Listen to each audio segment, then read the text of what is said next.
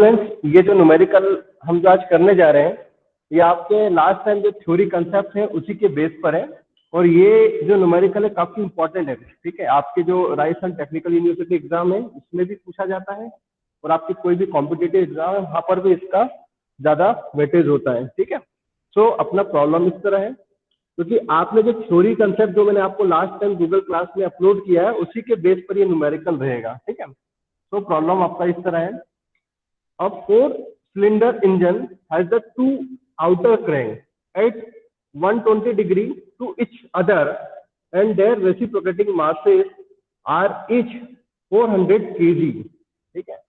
मतलब 4 cylinder engine है and has a two outer crank, इसके दो आउटर क्रैंक होते हैं, ठीक है, और उनके बीच का एंगल कितना होता है 120 degree, and each other and the reciprocating masses are each 400 kg, और सभी का मासेस कितना दे रखा है 400 kg इसका मास दे रखा है।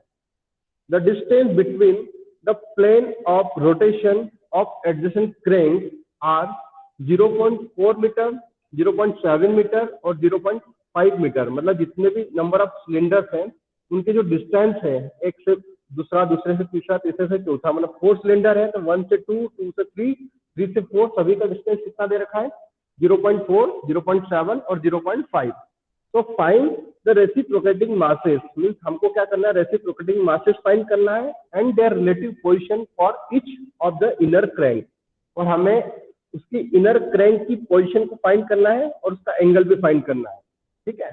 So if the engine is to be complete primary balance, पहली कंडीशन ये है कि इंजन अगर पूरी तरह से प्राइमरी तरीके से क्या हो, बैलेंस हो, and also find the maximum unbalanced force if the length of each crank is 350 mm and the length of its connecting rod is 1.7, means ये बोल रहा है कि आपके पास ऑब्लिगेटी रेशियो भी दे रखा है। ऑब्लिगेटी रेशियो मीन्स ये होता है आपका ऑब्लिगेटी रेशियो, जिसको हम स्मॉल एन से रिप्रेजेंट करते हैं। इसका जो रेशियो होता है वो capital L upon small R होता है, ठीक है। तो ये रेशियो भी दे रखा है। क्रैंक की जो लेंथ दे रखी है, रेडियस, वो दे रखी है 350 mm, और इसकी लेंथ कनेक्टिंग रॉड की दे रखी है 1.7, and their engine speed is 500 mm।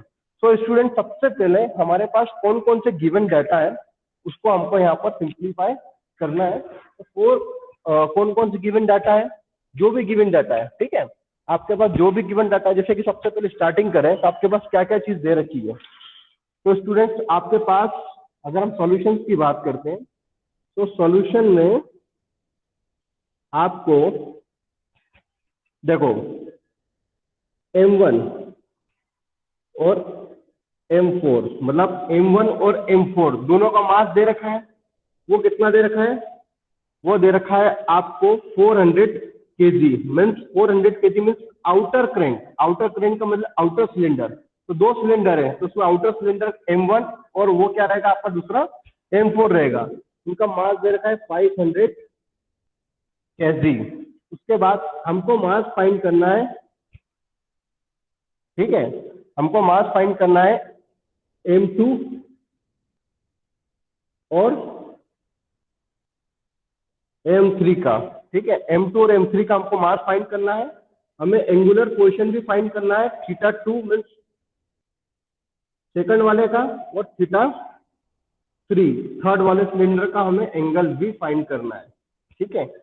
और सबसे इंपॉर्टेंट चीज, रेडियस ऑफ रोटेशन सारे क्रैंक का वो इक्वल दे रखा है। कितना दे रखा है 350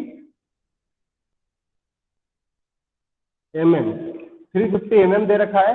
दैट मीन्स 350 mm मतलब आपका ये जो रेडियस ऑफ रोटेशन 0.35 मीटर होगा, और कैपिटल एल मतलब लेंथ कितनी दे रखी है कनेक्टिंग रॉड की 1.7, तो ये 1.7 मीटर दे रखा है। और रिवॉल्यूशन पर मिनट मीन्स आरपीएम कितना है आपका, क्वेश्चन में दे रखा है आरपीएम है आपका 250। कितना दे रखा है आपका आरपीएम, सॉरी 500 दे रखा है, तो 500 आपका दे रखा है आरपीएम। स्पीड दे रखा है आपका 500, तो आप ओमेगा निकाल सकते हो इसका। ओमेगा कितना होगा 2πn/60, तो 2πn/60, तो आप ओमेगा की वैल्यू भी फाइंड कर सकते हो। तो ओमेगा की वैल्यू कितनी हो जाएगी 2 × 5 और × 500/60, तो आप ये वैल्यू फाइंड कर सकते हो, तो ये आएगी आपकी 52.33 रेडियन पर सेकंड। ठीक है, क्योंकि आपको एंगुलर वेलोसिटी निकालना है। अब सबसे इंपॉर्टेंट चीज, क्योंकि इसके बिना आपका काम नहीं होगा, वो है आपकी पोजीशन। ठीक है, तो पोजीशन को कैसे फाइंड करता हूँ? सबसे पहले स्टूडेंट्स मैं आपको एक और चीज बता देना चाहता हूँ कि ये जो मैंने आपको न्यूमेरिकल बताया, इसमें आउटर क्रैंक और इनर क्रैंक दो चीज होती है। क्या होता है? आउटर क्रैंक और इनर क्रैंक। अगर आपको इसका नॉलेज है, दैट मीन्स आपने आधा प्रॉब्लम तो यहीं पे सॉल्व कर लिया। तो जिससे देखो आप, ये आपके पास 4 सिलेंडर है। ठीक है, एक 1 2 3 4। तो ये जो फर्स्ट क्रैंक है, देख रहे हो आप, फर्स्ट क्रैंक और क्रैंक नंबर 4, ये क्या है अपने आप में? आउटर क्रैंक है। आउटर क्रैंक मीन्स इसका एंगल भी मेंशन कर रखा है कि 1 और 4 इन दोनों के बीच का जो एंगल है वो एक दूसरे से कितना रहेगा? 120 डिग्री रहेगा। क्लियर? मैंने आपको लास्ट टाइम एक गूगल क्लास पे जो वीडियो अपलोड किया है वहां पर है ये इसका। आप थ्योरी कंसेप्ट देखोगे तो वहां पे आपको पता चल जाएगा। तो ये आपका आउटर क्रैंक, देखो ये आउटर क्रैंक मतलब क्रैंक की पोजीशन आउटर साइड में है, एक ये वाली पोजीशन और एक फोर्थ सिलेंडर वाली पोजीशन। तो दोनों क्या है? आउटर है। सपोज इसका एंगल और इसका एंगल, दोनों के बीच का जो एंगल है क्वेश्चन में दे रखा है, वो कितना दे रखा है? A four-cylinder engine has a two outer crank at 120 degree to each other. मतलब दोनों के बीच का एंगल, फर्स्ट क्रैंक और फोर्थ क्रैंक, मतलब जो कि आउटर क्रैंक है, इन दोनों के बीच का एंगल कितना दे रखा है? 120 दे रखा है। तो इसके बिहाफ पे हमको इस न्यूमेरिकल को सॉल्व करना है। ठीक है, तो अब आपको क्या करना है? सबसे पहले स्टार्टिंग आपको लेना है कि आपकी पोजीशंस क्या होगी। तो देखो इसमें पोजीशंस बोल रखा है, the distance between the plane of rotation of adjacent cranks are 0.4 metre, 0.7 metre और 0.5 मीटर। तो सबसे पहले हम क्या करेंगे? वर्बली यहाँ पर अपने हिसाब से एक लाइन खींच लेंगे।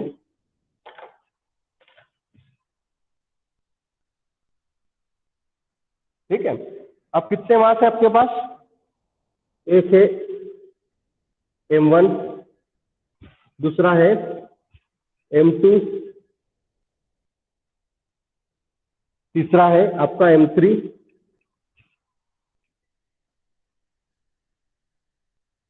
और चौथा है आपका M4। ठीक है स्टूडेंट्स, तो मैंने आपको बताया था लास्ट टाइम भी, इसको बोल सकते हो आप M1, इसको बोल सकते हो आप M2। दिखाई दे रहा है ना आपको? ये M2, M3 और ये M4। स्टूडेंट दिखाई दे रहा है आपको ये? Yes sir. हेलो, ठीक है। सो M1, अपने पास M1 और M2 के बीच का लेंथ कितना दे रखा है यहाँ पे? 0.4 मीटर। सो मैंने एज्यूम किया कि यहाँ से यहाँ तक का जो डिस्टेंस है वो कितना है?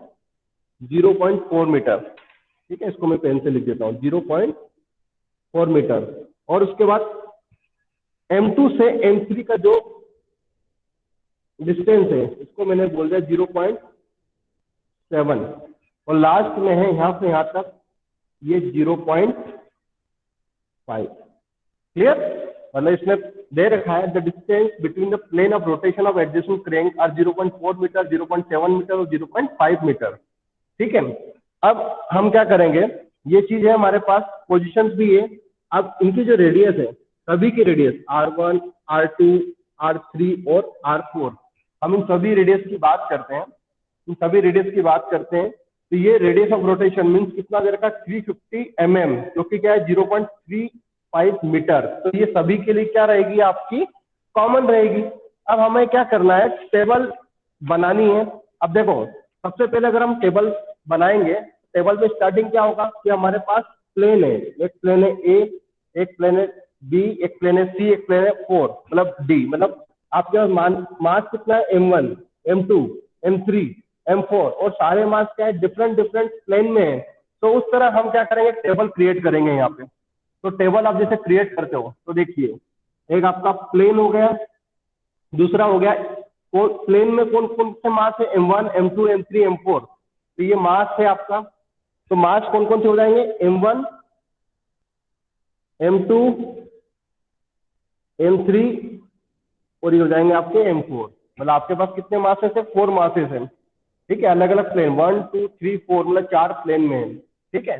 अब उसके साथ क्या क्या चीज दे रखी है, रेडियस ऑफ रोटेशन कितना दे रखा है 350, तो 0.35 मीटर, जो कि क्या होंगे, कॉमन होंगे, तो इसको मीटर में चेंज करोगे तो 0.350, ये भी कितना हो जाएगा 0.350, ये भी हो जाएगा 0.350, ये भी हो जाएगा 0.350। और मास की वैल्यूज कितनी है, M1 और M4 की वैल्यू कितनी दे रखी है, M1 और M4 जो कि आउटर मास है, आउटर जो क्रैंक है इसके मास की वैल्यू दे रखी 500, तो मैंने ये बोल दिया कि M1 हो गया 500 kg और आपका M4 हो गया 500 kg। ठीक है, M1 और M4 की वैल्यू तो हमें पता है मास की, लेकिन M2 की और M3 की वैल्यू नहीं पता, जो कि हमें क्या करना है, फाइंड करना है। अब स्टूडेंट सेंट्रीफ्यूगल फोर्स आपको पता है, सेंट्रीफ्यूगल फोर्स की वैल्यू क्या होती है, मास इंटू रेडियस, तो मास और इंटू रेडियस अगर इसका हम कैलकुलेशन करते हैं तो ये सेंट्रीफ्यूगल फोर्स ये आ जाएगा केजी मीटर, क्योंकि मास की यूनिट केजी और रेडियस की कितनी मीटर, तो केजी मीटर कितना हो गया, इसका मल्टीप्लाई करोगे 140 हो जाएगा, ये हो जाएगा आपका 0.350, जो कि ये क्या है, अननोन है, तो ये हो जाएगा आपका M2।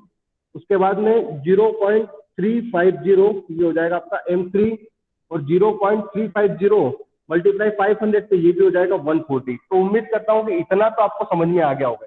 क्लियर है इतना, यहाँ तक, यहाँ तक क्लियर है? Yes yes sir. ठीक है, अब हम क्या करेंगे हेमंत, आपको, आप शायद क्लास में थे, तो अपन जनरली एक कंसेप्ट का यूज करते हैं।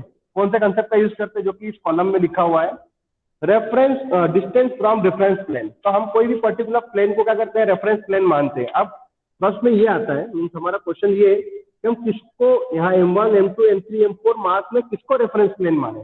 ठीक है, तो हम रेफरेंस प्लेन जनरली उसको मानने कोशिश ये करेंगे, उस चीज को रेफरेंस प्लेन माने जहां पर उसका मास क्या हो, अननोन हो। तो देखिए अब इस सेंट्रीफ्यूगल वाले कॉलम में देखिए, तो यहाँ पर 0.350 M2 0.350 M3, ये दो मास क्या आपके लिए अननोन है, और ये मास नोन है और ये मास भी नोन है। तो हम क्या करेंगे, इस मास को हम क्या करते हैं, रेफरेंस प्लेन मान लेते हैं। ठीक है, तो अगर मान लो मैं रेफरेंस प्लेन इसको मानता हूँ, ठीक है, इसको क्या मानता हूँ, रेफरेंस प्लेन मानता हूँ।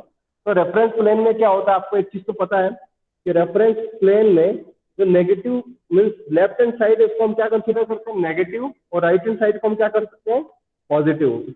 इतना क्लियर है आपको कि रेफरेंस प्लेन के each side means left hand side की वैल्यू को हम नेगेटिव कंसीडर करते हैं, और राइट हैंड साइड वैल्यू को हम क्या करते हैं, पॉजिटिव कंसीडर करते हैं। अब हम जब रेफरेंस प्लेन से वैल्यू कैलकुलेट करेंगे M1 के लिए, जैसे देखो M2 मास अभी हम क्या बोलते हैं कि ये रेफरेंस में है, तो M1 की वैल्यू कैलकुलेट करेंगे तो 0.4 होगी, लेकिन ये वैल्यू क्या होगी आपकी, नेगेटिव होगी।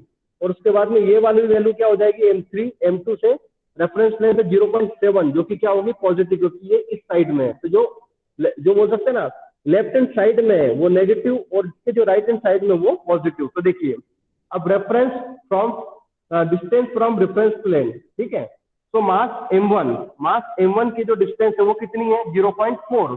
तो मैं इसको यहाँ पे लिख देता हूँ। अब 0.4 है, तो 0.4 किस डायरेक्शन में है, इस डायरेक्शन में, मीन्स नेगेटिव, तो मैंने यहाँ पे लिख दिया 0.4। और क्योंकि M2 का है, तो M2 का रेफरेंस इस पर्टिकुलर पॉइंट पर तो 0 होगा, तो मैंने 0 लिख दिया। इसके बाद में यहाँ से यहाँ तक का कितना हो जाएगा, 0.7, तो मैंने 0.7 लिख दिया। और उसके बाद में लास्ट यहाँ से यहाँ तक M4 और यहाँ तक, तो ये होगा 7 और 0.5, मतलब ये हो जाएगा 1.2, तो ये लिख दिया 1.2। तो उम्मीद करता हूँ कि इतना तो आपको क्लियर हो गया। अब कपल्स के लिए जनरली क्या कंडीशन, क्योंकि यहाँ पर सभी लेंथ है, तो कपल्स भी इंड्यूस्ड होगा। तो कपल्स के लिए फॉर्मूला होता है M × R × L, kilogram metre square की यूनिट होती है। तो देखो इसका मल्टीप्लाई इधर से, अब ये मैंने बताया था आपको 0.4, तो 0.4 किधर आ रहा था, इस डायरेक्शन में आ रहा था, इसको मैंने क्या कंसीडर करा एज ए नेगेटिव।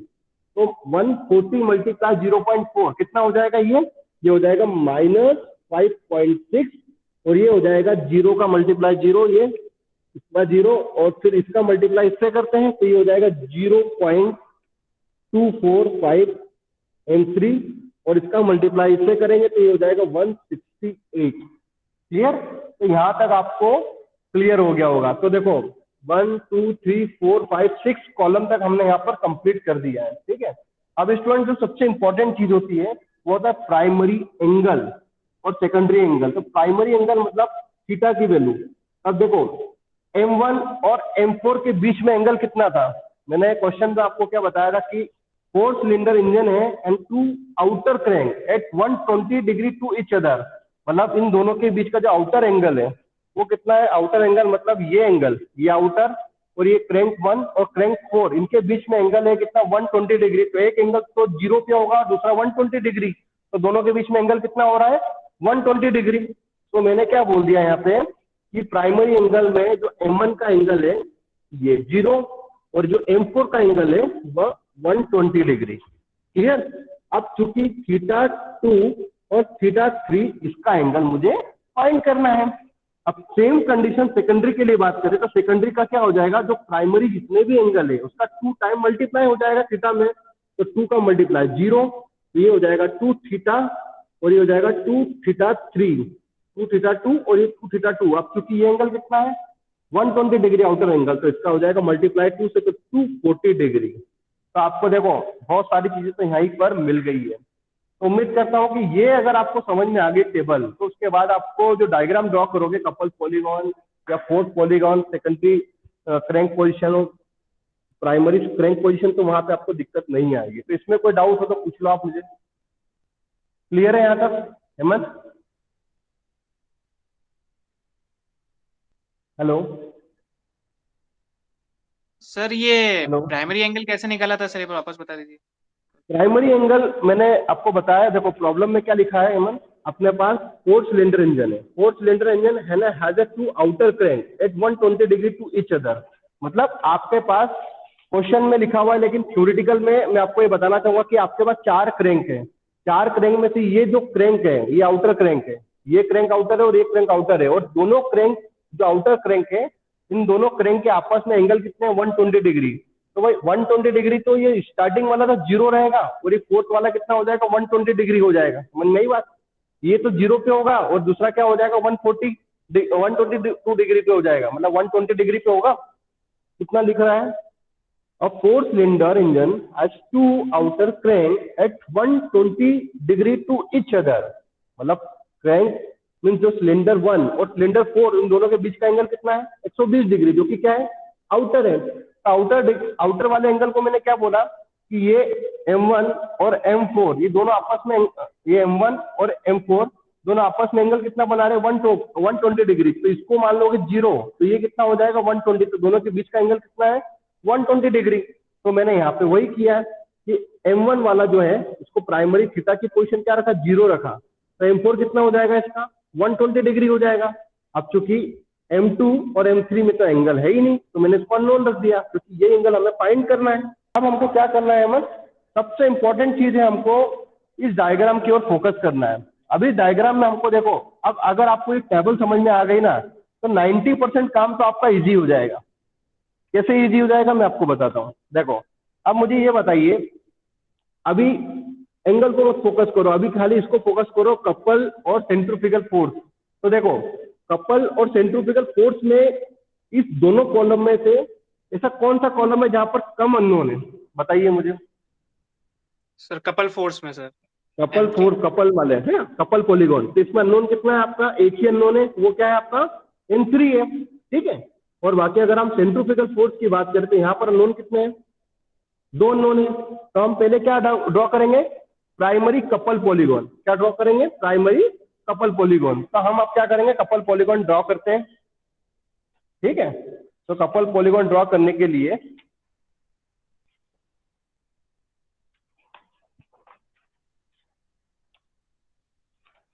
ये एक अलग से मैं पेज ले लेता हूं।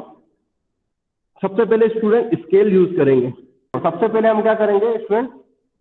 स्केल यूज करेंगे। अब कपल्स में अगर बात करें तो देखो सबसे मिनिमम वैल्यू कौन सी है? 0 और अननोन को छोड़ दे तो मिनिमम वैल्यू ये 56 है।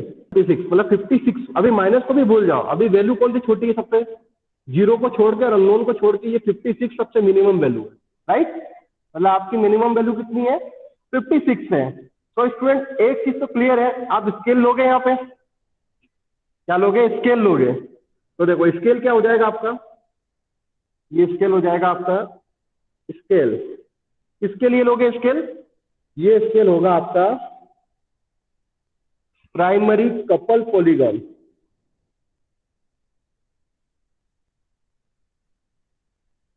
तो बोलिए स्केल कैसे ले सकते हो आप ऐसा कर सकते हो कि मैं भाई ये जो लिखा है 56, मतलब मैं यूं बोल सकता हूं अपने हिसाब से 1 centimetre equal to 56 KG metre square. इसकी यूनिट क्या है? KG metre square. मतलब मैं मान सकता हूँ 1 centimetre equal to 56 KG metre square. मान सकता हूँ कि नहीं मान सकता हूँ? मान सकता हूँ। तो अब इसके साथ में ये दूसरा क्या है आपका 168। तो पहले क्या हो जाएगा आपका 56 KG metre square equal to 1 centimetre, then 168 kilogram metre square equal to कितना हो जाएगा? तो ये हो जाएगा आपका 168 डिवाइडेड 56। ठीक है, तो ये हो जाएगा 3 सेंटीमीटर। मतलब इसकी स्केल अगर आपने 1 मानी है तो 168 को कितना लिख सकते हो आप? 3 सेंटीमीटर लिख सकते हो कि नहीं लिख सकते हो? लिख सकते हैं, हो जाएगा ना 3 सेंटीमीटर। स्केल समझ में आई मैं क्या बोल रहा हूँ? 1 centimetre equal to 56 kilogram metre square. ठीक है, मिनिमम स्केल ली हमने 1 सेंटीमीटर। तो 168 को अगर लिखते हैं तो 168 अपॉन 56 कितना हो जाएगा? 3 सेंटीमीटर। क्लियर? अब हम इस स्केल का यूज करेंगे और डायग्राम ड्रॉ करेंगे। सबसे पहले हम क्या करते हैं, यहाँ पर रोलर स्केल का यूज तो करना ही है आपको। प्राइमरी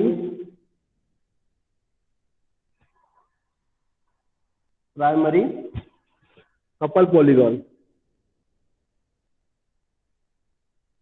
तो देखो सबसे पहले आपको यहाँ पर क्या देखना है कि भाई ये 56 है, इसका एंगल कितना है?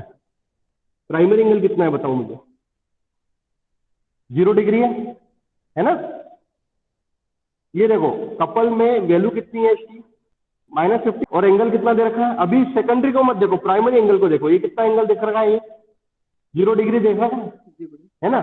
तो देखो 56 को आप स्ट्रेट स्केल से खींच सकते हो इस तरफ। मतलब एक लाइन ले ली मैंने छोटी सी। तो मैंने अभी स्केल बताई थी आपको। स्केल कितना बताया था कि भाई 56 किलोग्राम मीटर स्क्वायर को मैं कितना मान सकता हूँ? 1 सेंटीमीटर। और 168 किलोग्राम मीटर स्क्वायर को कितना मान सकता हूँ? 3 सेंटीमीटर। तो आपको कुछ नहीं करना है, सबसे पहले एक अपने हिसाब से एक लाइन खींचना है। कितने सेंटीमीटर की? 1 सेंटीमीटर। यहाँ से यहाँ पे इस तरह ले लिया। अब देखो, अब मेन प्रश्न ये है कि भाई ये तो माइनस में है, तो माइनस का है मतलब ये किधर जाएगा? इधर आने के बजाय इस डायरेक्शन में जाएगा, इस डायरेक्शन में। क्लियर? भला अपन अगर प्लस होता तो अपन इधर से इधर ले जाते। आप चूंकि माइनस है तो मतलब इस रेफरेंस से इधर ले जाएंगे। तो आपका जो डायग्राम है वो किस तरह बनेगा? वो इस तरह बनेगा।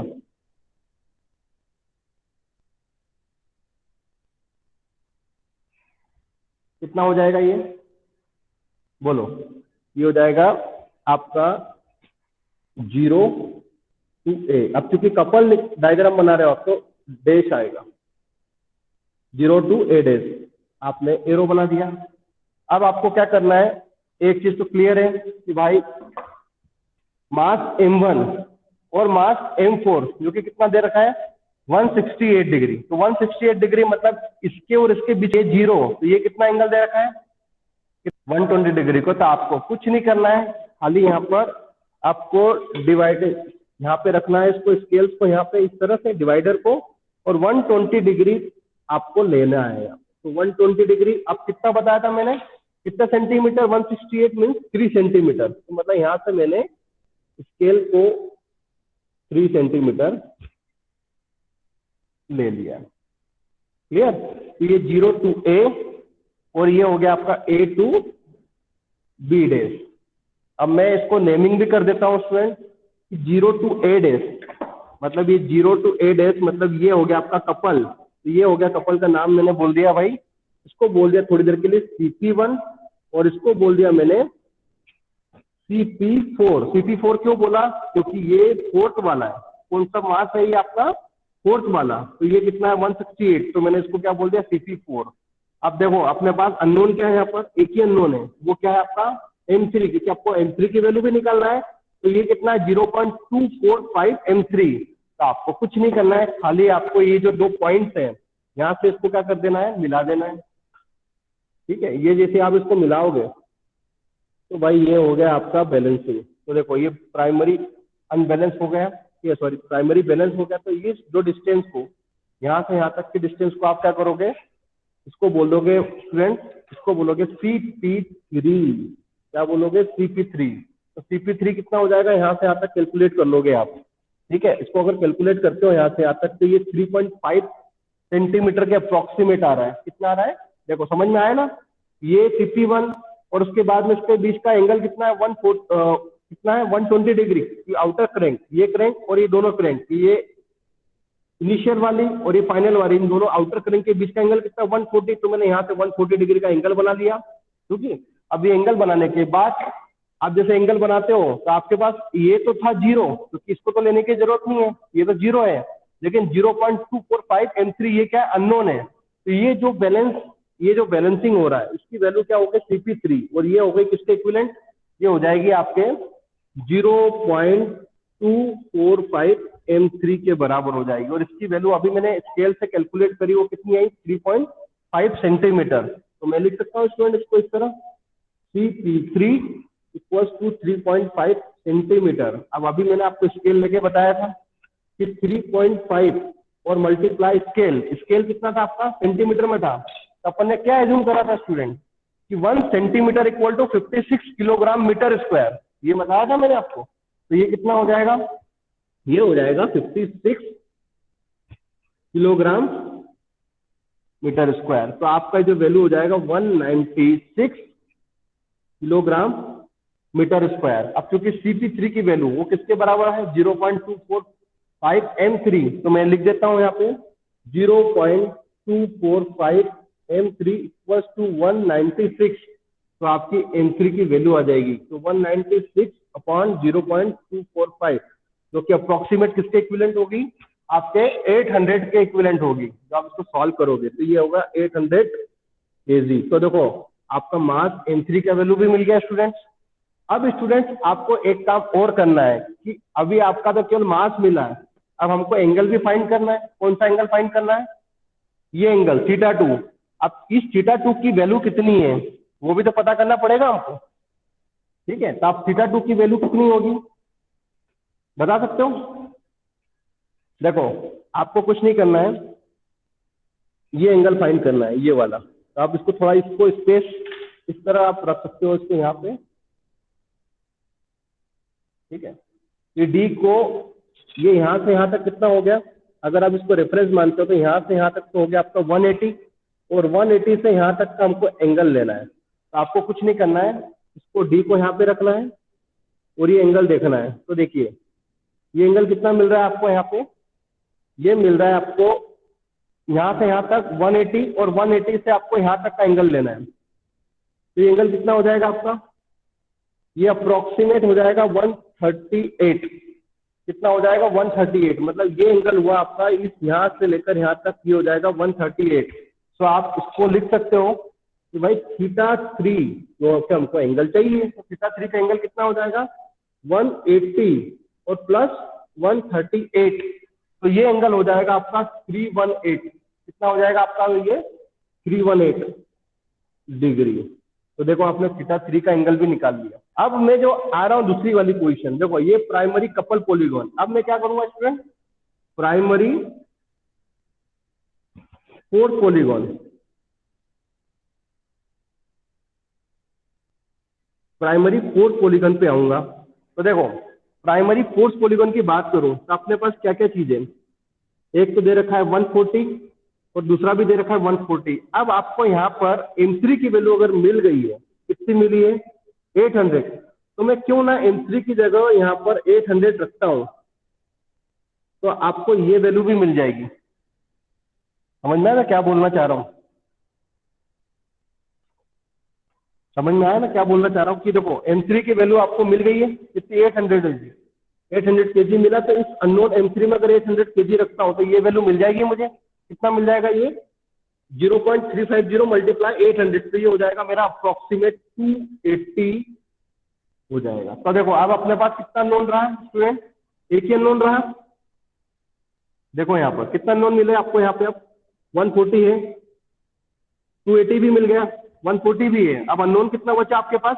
निकालना तो आसान है। अब देखो कैसे निकालना है। अब जो डायग्राम मैंने बनाया था ना अभी, उसी को आपको रेफरेंस का यूज करना है, रेफरेंस डायग्राम लेना है। तो देखो सबसे पहले तो क्या करोगे, अभी जैसे स्केल ली इस तरह से, अभी मैं एक और स्केल ले सकता हूँ। अब मैं क्या करूंगा, जो स्केल लूंगा वो किसके लिए लूंगा, वो लूंगा फोर्थ पॉलीगॉन के लिए।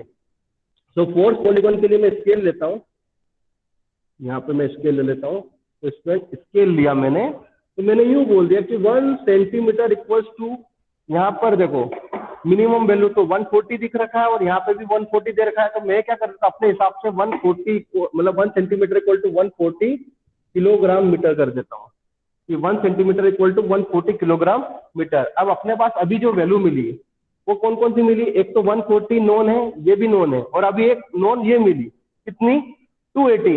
तो 280 किलोग्राम मीटर के लिए स्केल कितनी हो जाएगी, पहले तो 140 किलोग्राम मीटर के लिए स्केल आपका 1 सेंटीमीटर होता है। तो अगर 280 किलोग्राम मीटर के लिए स्केल करूंगा तो कितना हो जाएगा, ये 280 अपॉन 140, जो कि अप्रोक्सीमेट किसके इक्विवेलेंट होगी, 2 सेंटीमीटर के इक्विवेलेंट होगी। क्लियर, स्केल समझ में आई ना। अगर 1 सेंटीमीटर 140 लेता हूं तो 280 कितना हो जाएगा, 2 सेंटीमीटर हो जाएगा। समझ में आया कि नहीं इतना। अगर इसको 1 सेंटीमीटर लेता हूं तो ये कितना हो जाएगा, 2 सेंटीमीटर हो जाएगा।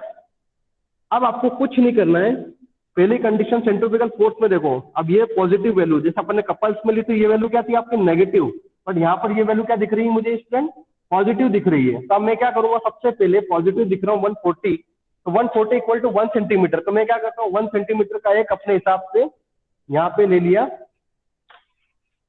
इस तरह से। तो देखो इसको बोल दिया 0 और इसको स्टूडेंट बोल दिया मैंने A। दिख रहा है आपको इतना।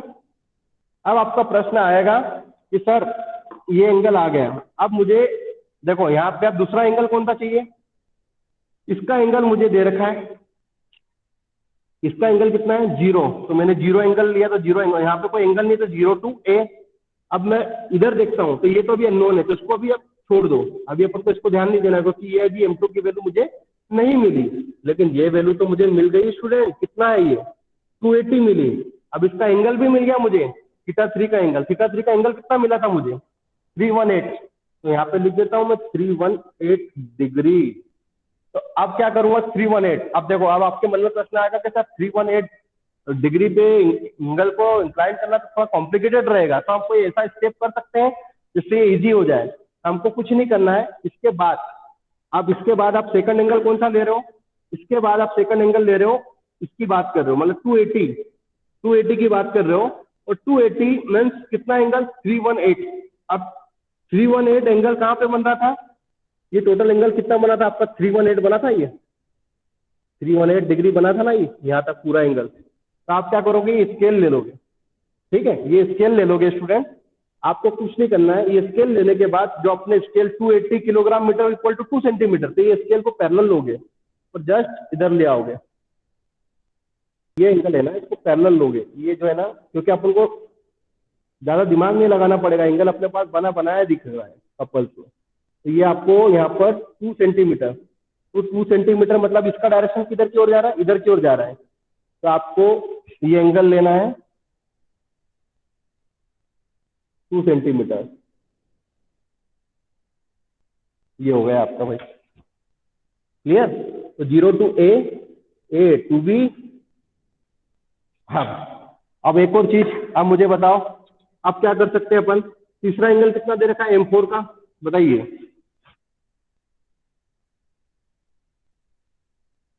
120 डिग्री दे रखा है, 120 डिग्री, और वैल्यू कितनी दे रखी है 140। तो मैं क्या करूं, वापस से इधर ही आ जाता हूं कि ये जो एंगल था CP4 का कितना था, 120 डिग्री था। तो अब मैं कुछ नहीं करता हूं, इसको यहाँ पर पैरेलल रखा और यहाँ पे आए स्टूडेंट और 1 सेंटीमीटर पे चले गए। देखो है ना 120 डिग्री वाला था ना, ये यहाँ से यहाँ तक आए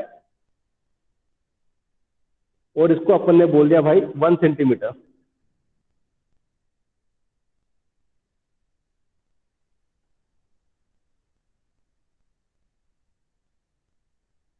ये हो गया 1 सेंटीमीटर। तो देखो आपको 0 to A, A से B, और बी से सी। अब देखो ये बैलेंस है क्या अभी तक, मुझे बताओ, बैलेंस दिख रहा आपको? नहीं दिख नो रहा ना? सर। तो अब क्या करेंगे, अपन को कुछ नहीं करना है, खाली यहां से उसको मिला देना है।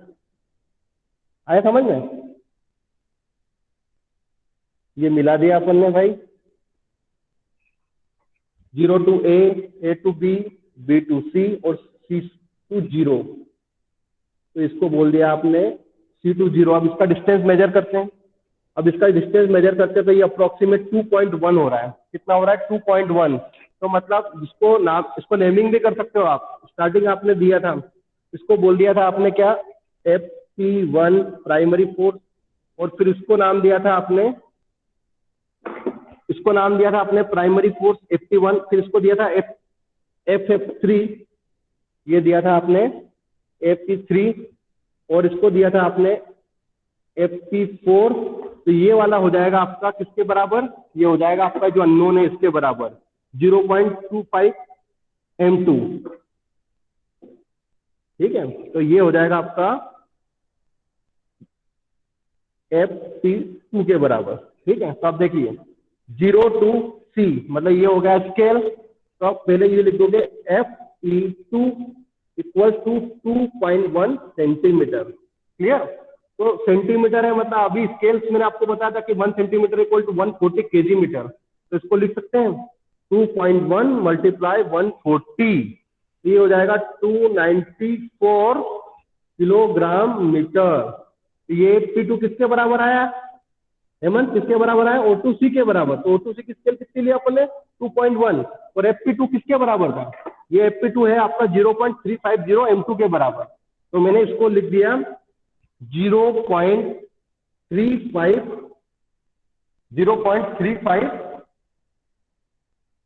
0.350 M2, और ये किसके बराबर हो जाएगा? 294। तो बताओ क्या वैल्यू आ जाएगी? बताओ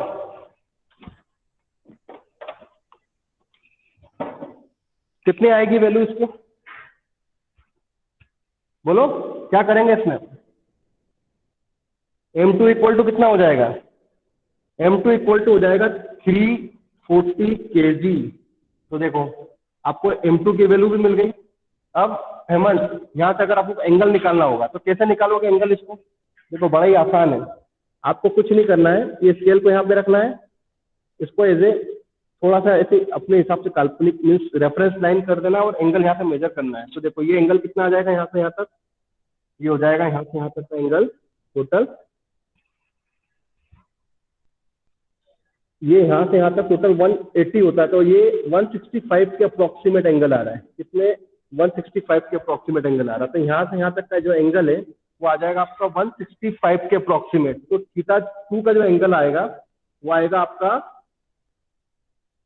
165 डिग्री। तो देखो आपको सारे एंगल मिल गए, मतलब थीटा 2 का भी मिल गया, थीटा 3 का भी मिल गया। तो अब अपन मेन टेबल में जाते हैं स्टूडेंट्स और अपने एंगल को मेंशन करते हैं। तो देखो थीटा 2 का एंगल कितना हो जाएगा?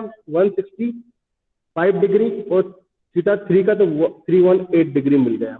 मिल गया? तो देखो ये आपका प्राइमरी क्रैंक आपने फाइंड कर लिया। अब आपको क्या करना है? प्राइमरी क्रैंक तो आपने फाइंड कर लिया, अब आपको जब सेकेंडरी क्रैंक निकालना है तो उस दौरान आप क्या करोगे बताओ? सेकेंडरी के लिए क्या हो जाएगा? जो एंगल है आपके उसका जस्ट डबल। तो डबल में क्या करोगे आप?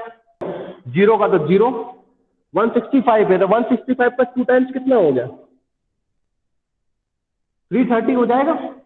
अब एक चीज ध्यान रखना, हमें एंगल है ना ज्यादा से ज्यादा मैक्सिमम कितना लेना? 165 से कम ही लेना है, 165 से ज्यादा नहीं, मतलब 160 से ज्यादा एंगल नहीं लेना है। तो 0 का 0, 165 का 2 टाइम्स करेंगे तो 330। लेकिन अगर ये 318 का अगर मैं 2 टाइम्स करता हूं तो ये कितना हो जाता है? बताइए कितना हो जाता है ये एंगल? 636 हो जाता है अगर इसका 2 टाइम्स करता हूं। होता है ना? यस हो सर। जाएगा। तो अब 366 तो बहुत ज्यादा है, तो मैं क्या करूंगा? इसको माइनस कर दूंगा, इसको इसमें से मतलब इसमें से माइनस क्या कर दूंगा? 360 कर दूंगा। तो मुझे क्या हो जाएगा? अगर मैं इसको 360 से माइनस करता हूं तो मुझे ओवरऑल एंगल कितना मिल जाएगा? 276। मतलब 276 डिग्री भी वही हुआ और 6 36 डिग्री भी वही हुआ, मतलब ये अप्रोक्सीमेट किसके बराबर हो जाएगा, 276। समझ में आया मैं क्या बोलना चाह रहा हूँ? क्योंकि 318 जो हमारा एंगल निकला, अगर मैं इसको सेकेंडरी में कन्वर्ट कर रहा हूँ तो 2 से मल्टीप्लाई करता हूँ तो ये कितना हो जाता है, 636 हो जाता है, जो कि बहुत ज्यादा हो जाएगा, तो हमें एंगल लेने में कठिनाई होगी। तो हम क्या करें कि इसमें से माइनस कर दे 360 का, तो ये आप 276 एंगल को अगर लोगे तो भी ये इसके कंसीडर में माना जाएगा। क्लियर? अब इसकी बात करें तो इसका तो कितना है, 240 है। तो ये समझ में आया कि नहीं, ये वाला कॉलम क्लियर है? ये कॉलम देखो, मैं क्या बोलना चाहता हूँ आपको, देखो इसको ध्यान से समझना कि आप कोई भी एंगल को या तो 0 to 180 या 180 to 360 तक तो काउंट कर सकते हो, लेकिन 360 से ज्यादा अगर 420 का एंगल चाहिए तो फिर आपको कठिनाई होगी एंगल लेने में। तो अपने पास एक ट्रिक्स होती है। ट्रिक्स क्या होती है कि आपके पास सपोज मान लो टोटल एंगल कितना है, टोटल 360 का मतलब alpha plus beta plus gamma, मतलब टोटल एंगल कितना होता है, 360 होता है। अब यहाँ पर चूंकि एंगल कितना दे रखा है भाई, 330, तो 330 तो मैं कर सकता हूँ, मुझे कोई प्रॉब्लम नहीं, क्योंकि मैं क्या करूंगा 330 को करने के लिए एक मेरा 180 एक लाइन ऐसी खींच दूंगा, जैसे एक लाइन कर दी ऐसी, मैंने ये लाइन खींच दी ऐसी, तो इसको बोल दूंगा मैं भाई एंटी क्लॉकवाइज 0 से 180। अब 180 से मैं यहाँ पे भी मेजर करके काउंट कर सकता हूँ, लेकिन उसने बोल दिया कि भाई 360 से ज्यादा 370 380 भी हो गया तो 20 डिग्री ज्यादा, तो मतलब आपको एंगल फाइंड करने में डिफिकल्टी होगी। तो एक रूल्स बोलता है कि आपका अगर 360 से ज्यादा एंगल तो उसमें से 360 को माइनस कर दो, तो बचा वाला एंगल है उसको आप जो काउंट करोगे वो कंसिडरेबल माना जाएगा। क्लियर? तो आपके पास मैंने क्या बताया था कि भाई टोटल एंगल कितना, 318। अब इसका 2 टाइम्स करते तो ये कितना होता है, 636। अब 636 की बहुत ज्यादा हो गया तो मैं इसमें से क्या माइनस कर दूंगा, 360, तो आपका बचा हुआ एंगल कितना हो गया, 276। सपोज हेमन मेरे पास 520 एंगल होता तो मैं क्या करता है, इसको 520 में से 360 को माइनस कर देता, तो बचा हुआ एंगल होता वो आपका 3 हो जाता है। क्लियर हुआ ये? अब आपको कुछ नहीं करना है, अब आपको निकालना है सेकेंडरी फोर्स पॉलीगॉन। तो स्टूडेंट सेकेंडरी फोर्स पॉलीगॉन कैसे निकालोगे, उसके लिए भी अभी तक अपन ने 2 चीज निकाली थी। कौन कौन सी चीज निकाली थी, प्राइमरी कपल पॉलीगॉन और प्राइमरी फोर्स पॉलीगॉन। अब अपन को निकालना जो कि क्वेश्चन में दे रखा है। क्वेश्चन में क्या दे रखा है, क्वेश्चन में दे रखा है सीधे सीधे तरीके से, देखो यहाँ पे क्या दे रखा है कि भाई अगर also find the maximum unbalanced force if the length of each crank is 350 and connecting rod की लेंथ कितनी तरह की 1.7, तो फिर आपको सेकेंडरी फोर्स निकालना पड़ेगा, क्योंकि सेकेंडरी फोर्स के लिए जो इक्वेशन होती थी उसमें हमने देखा था कि आपको ऑब्लिगेटरी रेशियो की जरूरत पड़ती थी। तो ऑब्लिगेटरी रेशियो की जरूरत पड़ती थी, उस दौरान हम क्या करते थे, ऑब्लिगेटरी रेशियो क्या होता था मालूम है ना आपको? ऑब्लिगेटरी रेशियो आपको मैंने बताया था एल अपॉन आर, ये रेशियो होता था अपना। ठीक है, अब हमको क्या करना है, सेकेंडरी फोर्स पॉलीगॉन। तो सेकेंडरी फोर्स पॉलीगॉन के लिए हमको डायरेक्ट टेबल पे जाना है, ज्यादा कुछ नहीं करना है। सेकेंडरी मतलब फोर्स पॉलीगॉन तो यही रहेगा, खाली उसके जो एंगल जो 0, ये जो एंगल है ना प्राइमरी, तो अब आपको क्या लेना है, एंगल सेकेंडरी वाले एंगल को कंसीडर करना है। समझ में आया मैं क्या बोल रहा हूँ, कि आपको फोर्स पॉलीगॉन तो यही लेना है, लेकिन एंगल आपको अब ये वाले कंसीडर करना है, 0, 330 डिग्री, 276 डिग्री और 240 डिग्री। तो देखो मैं आपको बताता हूँ टेक्निक उसकी।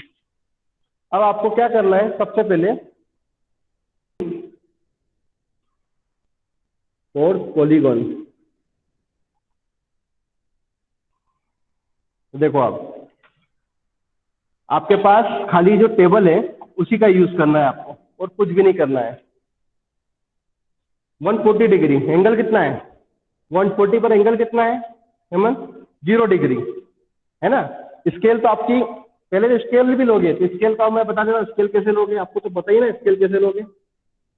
स्केल लेने का तरीका तो सिंपल है, वो है आपका 140 मतलब 1 सेंटीमीटर इक्वल्स टू कितना होता है, 140 किलोग्राम मीटर स्क्वायर। तो देखो यहाँ पर आपका वैल्यू भी मिल गई, ये 140 है। M2 की वैल्यू कितनी आई थी आपके पास, मैंने आपको भी बताया था M2 की वैल्यू कितनी आई थी आपके पास, अरे भाई M2 की वैल्यू कितनी आई थी आपके पास, 340 kg आई थी। अब मैं क्या कर सकता हूँ, इसको यहाँ पर 340 रख सकता हूँ वैल्यू को, तो ये आपकी ओवरऑल वैल्यू आ जाएगी, कितनी आ जाएगी, ये हो जाएगा आपका, बोलो कितना हो जाएगा, 294, ये आ जाएगा 294। तो मतलब आपको ये भी मिल गई, ये भी मिल गई, ये तो मिल ही गई और ये भी है, तो मतलब 140, 294, 280 और 140। तो आपको स्केल लेना है, तो 140 केजी मीटर मतलब 1 centimetre equal to 140 KG metre, तो 140 KG metre equal to 1 centimetre.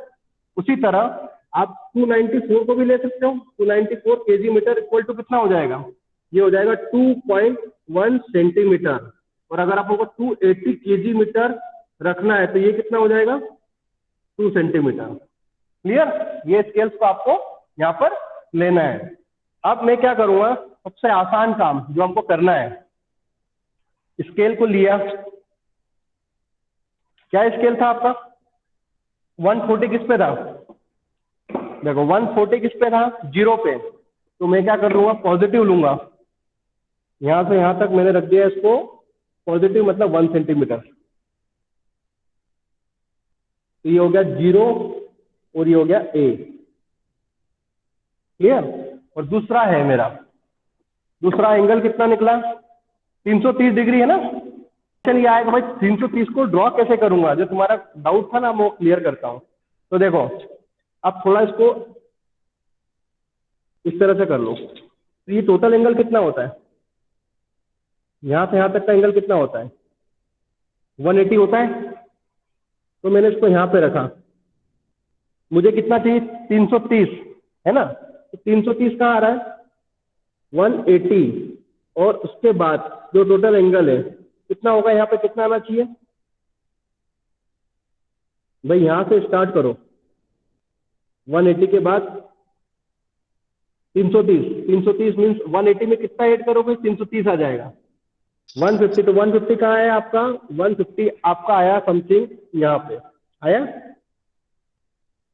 आया ना। तो आपने क्या करा स्टूडेंट, अब आपकी स्केल देखना है, कितना लिया, पहले का तो आपने एंगल लिया 0, क्योंकि वो 0 था तो 140 कर दिया। अब दूसरा कितना था आपका, वो था आपका 294, जो कि एंगल कितना है 330। तो 294 मतलब कितना हुआ, 294 मतलब 2.1 सेंटीमीटर। तो मैं यहां से स्केल लेता हूं और इसको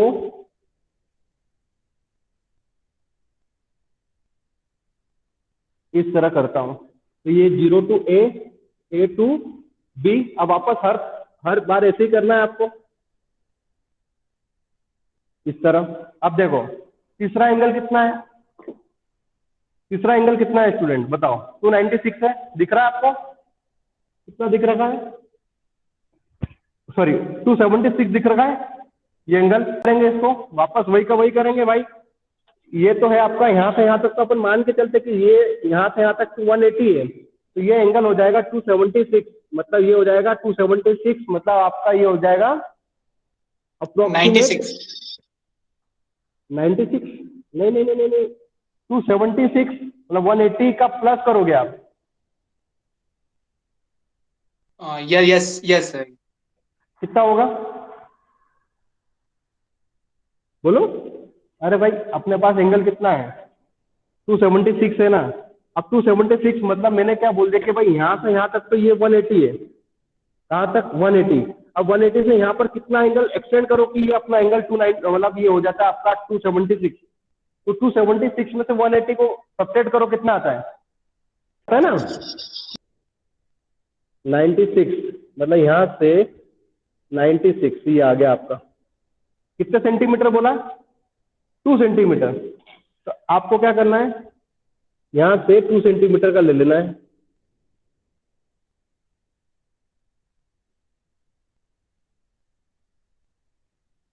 क्लियर हुआ। अब उसके बाद तीसरा एंगल कितना दे रखा है बोलो भाई, अभी बताया था मैंने, तीसरा एंगल कितना बताया था मैंने, क्वेश्चन को देखो।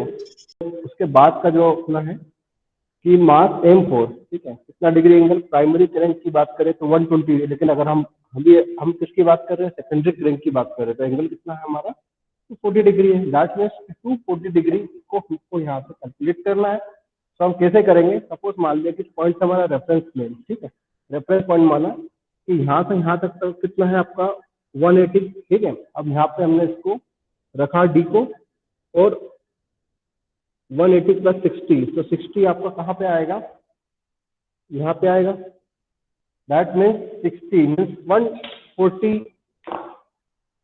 4 पॉलीगन की जो वैल्यू कितनी 140, बट हमको एंगल कितना लेना है 240 डिग्री। तो 140 में हमने स्केल हमने कितनी ली थी 140 के लिए, 140 के लिए स्केल ली थी हमने 1 सेंटीमीटर। सो यहाँ से हम 1 सेंटीमीटर आगे बढ़ाते हैं।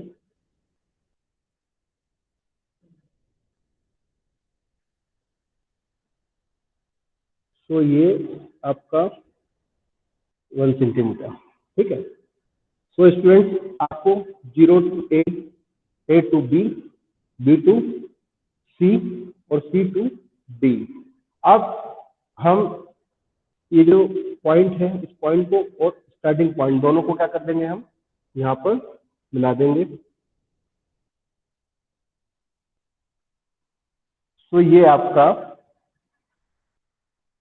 वैल्यू आ जाएगी। अब इसको स्केल से अगर हम मेजर करते हैं तो अप्रोक्सीमेट 4.7 के आसपास आ रहा है, ठीक है। तो रिजल्टेंट अनबैलेंस फोर्स इसके लिए सेकेंडरी के लिए, तो रिजल्टेंट अनबैलेंस मीन्स ये रिजल्टेंट अनबैलेंस कितना हो गया आपका, ये हो गया आपका 4.7। तो फोर्स की वैल्यू, सेकेंडरी फोर्स की वैल्यू एफ एस कितनी 4.7 सेंटीमीटर, ठीक है। तो 4.7 सेंटीमीटर दैट मीन्स 4.7 और centimetre means 1 centimetre equal to 140 KG metre. तो आप यहाँ पर देख सकते हो 140 केजी मीटर। तो आपकी जो वैल्यू हो जाएगी 4.7 मल्टीप्लाई 140, ठीक है। ये तो वैल्यू होती है। अब हमारे पास एक फॉर्मूला होता है, ठीक है। अब जब भी प्राइमरी के लिए हमने क्या करते थे, हमारे पास सिंपल कंडीशन होती थी, लेकिन सेकेंडरी के लिए कंडीशन क्या हो जाती थी, हमारे पास कंडीशन होती थी वो होता था omega square N upon N, ये फॉर्मूला होता था, ठीक है। मतलब आप इसका कैलकुलेशन तो कर ही रहे हो, साथ में आपको इसमें मल्टीप्लाई करना पड़ेगा omega square N upon N. Omega square N means ये हो गया आपका एंगुलर वेलोसिटी, ठीक है, उसका स्क्वायर और अपॉन एन, जो कि हम फॉर्मूला पे हमने लास्ट टाइम देखा था थ्योरी कंसेप्ट में। तो ये फॉर्मूला था आपका सेकेंडरी फोर्स के लिए। तो सेकेंडरी फोर्स के लिए कंडीशन आप चूंकि हम जानते हैं कि एन की वैल्यू क्या होती है, एन हम जानते हैं, एन होता है आपका 4.7 मल्टीप्लाई 140 मल्टीप्लाई ओमेगा की वैल्यू कितनी है आपकी, जो आपने निकाली थी वो वैल्यू कितनी थी, वो वैल्यू हमने निकाली थी स्टार्टिंग में 52.33, ठीक है। तो 52.33 ये वैल्यू थी, उसका स्क्वायर और अपॉन एन। और हम जानते हैं कि एन की वैल्यू क्या है, एन होता है आपका obliquity ratio capital L upon R, ये फॉर्मूला होता है। L means length of connecting rod और upon R means radius of crank, ठीक है। तो अब हम क्या करेंगे इसमें, एन तो इसका उल्टा हो जाएगा, एल नीचे आ जाएगा और आर आपका ऊपर आ जाएगा, क्योंकि एन नीचे है, रेसिप्रोकल है, तो एल अपॉन आर होता है। तो लेकिन क्योंकि एल नीचे है तो इसको हम इस तरह लिख सकते हैं, एल और ये आर इस तरफ। तो आप यहाँ पर वैल्यू को सब्स्टिट्यूट करोगे 4.7 मल्टीप्लाई 140 मल्टीप्लाई 52.33 का स्क्वायर और अपॉन लेंथ कितना था, लेंथ क्वेश्चन में दे रखा है आपको 1.7 मीटर था, तो हमने 1.7 और मल्टीप्लाई आर कितना था आपका 0.35, तो 0.35। तो अब हम अगर इसको सॉल्व करते हैं तो देखो आपको जो वैल्यू मिलेगा वो किस तरह आ जाएगा, 371.2 किलो न्यूटन। तो ये वैल्यू आ गई आपकी सेकेंडरी फोर्स, ठीक है। तो ये 371.2 किलो न्यूटन जो कि आपका आंसर हो गया। तो हमने हमारे जो क्वेश्चंस में सारी चीज फाइंड कर ली। पहली चीज क्या बोला था हमको, फाइंड द रेसिप्रोकेटिंग मासेस। तो रेसिप्रोकेटिंग मासेस हमने फाइंड किए। तो ये तो था आपका आउटर मासेस M1 और M4, जो कि इसकी वैल्यू तो हमारे पास थी, तो हम ठीक है। बाकी ये वैल्यू थी हमारे पास अननोन, तो हमने M2 को भी फाइंड किया, M3 को भी फाइंड किया। उसके साथ यहाँ पर देख सकते हो आप M2 को भी फाइंड किया और M3 को भी फाइंड किया है, सभी अननोन वैल्यू। तो M2 को फाइंड किया था हमारे पास कितना आया था 294, M3 को फाइंड किया था 280 और इनके रिस्पेक्ट में इसके एंगल भी फाइंड किए। प्राइमरी एंगल पहले फाइंड किए, तो इसका थीटा 2 का है 165 और थीटा 3 का कितना है 318। तो आपने प्राइमरी क्रैंक की पोजीशन फाइंड कर ली, और साथ साथ में सेकेंडरी क्रैंक क्या हो जाएगा, उसका जस्ट 2 टाइम्स ज़्यादा हो जाएगा एंगल का, तो वो भी हमने फाइंड कर लिया था। और उसके साथ साथ जो हमको चाहिए था हमने वो फाइंड कर लिया था।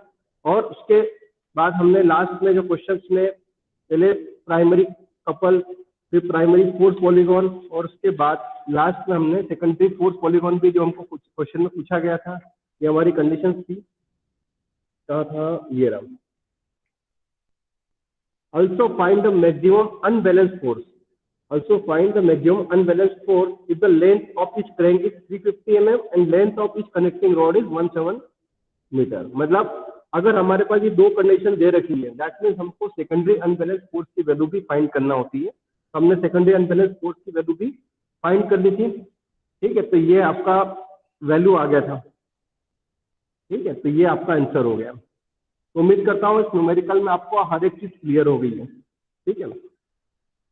पूरा न्यूमेरिकल आपका क्लियर है, और इस तरह न्यूमेरिकल आपकी यूनिवर्सिटी एग्जाम में आता है, और ये काफी ज्यादा मार्क्स का होता है, 16 मार्क्स का न्यूमेरिकल होता है, जो आपको यहाँ पर इस तरह से आपको सॉल्व करना होता है। तो इसमें मैं उम्मीद करता हूँ कि आपको हर एक चीज क्लियर हो गई है, ठीक है।